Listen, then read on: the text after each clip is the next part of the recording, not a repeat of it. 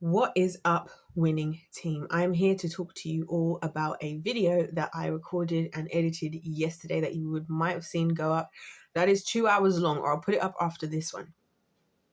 In this video, I'm going to explain what it's about and why I left it at that length, because I feel like it's so long, but it became this whole story within itself. And like by the time I got to the end of the video, sorry, I'm going to cough. I'll be right back. It became this whole like story within itself where I was basically talking about the education system, like, because the premise of the video was, my plan was, I've got to go and do this assessment of this kid I've never met before, or who I technically had met a couple days before, but as in like I'd been asked to come and assess this kid by this other guy I know who recruits teachers, because him and the mum and this boy who's 9 had all these issues with the schools, with other teachers, and he wanted to call me in because he was like, I know her, I know she'll do a really good job of assessing him, so let's get her in to assess him and see what she thinks. So as I went to do, and I went in there expecting, the worst, to be honest, and not from the kid, from the parent, and things took a massive turn. My plan was afterwards I was going to go and do this whole video out in the woods with you guys and just have a bit of a debrief, because I was having a bit of a long day and I wasn't feeling great. Everything changed because I did everything with the kid, and of course the kid was fantastic as I expected, but then the conversations I was having with the mum, what it made me think, and I just kind of just accepted, all this stuff I've been telling you about, how it really is the education system really is the problem, and it really is like the target, one of the closest target areas where the devil is. So I just wanted to make this video as kind of an intro to that, because it is very long, but I think it's really worth it. Like when I got to the end of it, while I was watching it, while I was editing it, I was thinking, should I split this into two? Should I split this? I was thinking, but no, because it's one whole story within of itself. It's like 1 hour and 51 minutes and 49 seconds or something, really long. And I was thinking to myself, like, should I just like, but then I was like, but it tells the story within of itself. Because then by the end, I was showing you guys this book that I got from my grandmother and telling you about my own experiences. I was telling you about my experiences in this town as well. And it just felt like everything tied together so beautifully to tell this story that I'm trying to tell. And as we speak, I still don't even know what the title of the video is going to be. I'm waiting for the Holy Spirit to tell me, because I always ask the Holy Spirit what my titles of my videos should be, or at least a lot of the times I do. Sometimes I already know what they are ahead of time, and I still don't even know what to call it, because it's like, it's a video where I start out, like I said, I'm going to the place. I don't know what to expect from this kid. I've brought my activities. I'm telling you guys about how I do things differently. I'm showing you outside in nature as well, and just talking about that, and like how, all of this. And then I get there, I leave, and where they live is literally 2 doors away from where I used to live. So I'm telling you guys the trauma of how when I was about 12, 13, living at that place. Is the first time I've been there since I was that age, and it was actually traumatizing. The first day I went there, I kind of had this feeling where I kind of went like lightheaded for a second, and like had to just like, my brain had to just like, because the last time I'd been there, I remember it so well. I was a kid, I was like 12, 13, at 7:30, all of a sudden my mum coming and saying, we're moving, like we need to move house right now, because we got evicted because of all this stuff that had gone on behind the scenes. And so we got made homeless literally in an instant. And like, I remember that being a very pivotal moment in my life. And I didn't really realize it at the time, as I was telling you guys about my experiences, because obviously this was in another part of this town, that not one that I've shown you guys yet, another part that I've lived in, because I've lived in so many different houses, and how I didn't expect to get such an interesting emotional response to everything that was happening. And so seeing that intertwined amongst me talking about the system, and then me meeting this boy and him being so sweet, and, the system saying all these horrible things. I mean, he bought me this gift, this little thing. Hold on, I'm going to show it to you, because I don't want you guys to not get... Look, he got me this little gift, right? Because he had basically, after we had briefly met, I think on Thursday, I went there on Sunday for the actual thing that was yesterday, and look at this cute little thing. And he was telling me how he had it with his friends at school, and that they wanted to name it, but he was like, no, I'm going to give it to this this teacher that's coming to see me, and it was just precious, and he was just so lovely, and he even said to me, he's like, you're the best I've ever had, like this has been the best I've ever had, because you actually explain things to me, you don't just throw it. He literally said in his own words, you don't just throw stuff at me. This is a 9-year-old. And I was like, this is the things that break my heart. So then I debriefed with you guys afterwards, and then I went and sat down and I started talking about everything, and I was showing you about my thoughts about what I would do with my own experience, my own how I would go about doing things like homeschooling, and how it's, for me, it's not about just keeping people in the building, and why I think a lot of it, the reason why the older generation, a lot of people don't want to consider it, is they're just finding an excuse for the fact that they like having somewhere to shove their kids and leave their kids unsupervised, and by unsupervised, I mean unsupervised by their parents, because one of the things I even think, is that it's sad that I don't think parents realize, like, technically speaking, as a teacher, with all the qualifications I have, I'm technically the most qualified to actually be a predator, because I know all the loopholes if I want to. And you see predators do that. I've mentioned this a few times, that Gideon has this EDP series. You can see it on there. When they catch these predators who talk to kids online, a lot of them, they find kids on these online platforms, all these apps that parents don't even mind their kids being on. You're even buying your kid Robux. You've never been on Roblox yourself. I even still have Roblox downloaded on my phone, just for the sake of the fact I know the kids are on there, to keep myself, up to date. And they go on there and they meet these kids, and then Gideon catches them out, because these kids try to lure these old men, lure these kids to their houses, or get allowed to their houses, because their parents left them alone at home and they were 12. And obviously the parents might think they're mature enough. I'm not judging that, but I'm saying the fact that they're also unsupervised on the internet, then these older people are like, hey, I can come around, we can just play, we don't have to do anything. But then they also have really inappropriate messages. So Gideon calls these creeps out. And it's really interesting to watch that whole series, is all I will say. And one of the things that I noticed, when they then get caught out, they all know the rules better than anybody else. But I didn't do this, and I didn't say this, and I didn't do it, and I didn't do it. It'd be like me saying, me doing something inappropriate with the child, God forbid, right? Literally.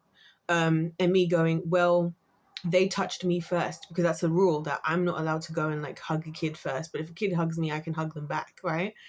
So that's a loophole that I could use that other people wouldn't necessarily know about in particular. If that makes sense? That's what I'm trying to say. So it's almost like, sometimes I think, if people are going to be how they're going to be, they're going to be it. And that's where it's just like, if you're just going to have kids just to, anyway, whatever. The point being is, that's what I started to talk about in the video, and I was talking about my grandparents and my grandmother in particular, because she was also both my grandparents are actually both teachers. I've talked about this before, on one side of my family, and how, she was the reason I did my degree, and just how much respect I had for her and her generation, and, all of that stuff. So it's a really like wholesome, and just like, not even wholesome, it's a very thought-provoking video, because I feel like in the video I prove everything I've said. Maybe that's what I should call it. Proving everything I've been telling you about the education system, because that's what I feel like is what it is. Let me write that down in case I forget. I don't know if you can call it a documentary. Maybe that should just call it that, and then it's not that big of a deal that it's so long. But yeah, I just thought I'd make a little intro to kind of give you guys a gist, because it's such a long video, and I get it. It's like 2 hours. Although to me, I mean, last night I watched all of the 3 hours of Trisha Paytas' podcast. Like, so for me, 3 hours, 2 hours, 4 hours, I was sat and watched all of Kai Cenat's flipping Mafia-thon. I think I did. Yeah, the Thanksgiving stream that went on for, I don't know how long. I think it went on for 30 days, and then it finished on the, he finished at Thanksgiving. So for me, it's not that big of a deal.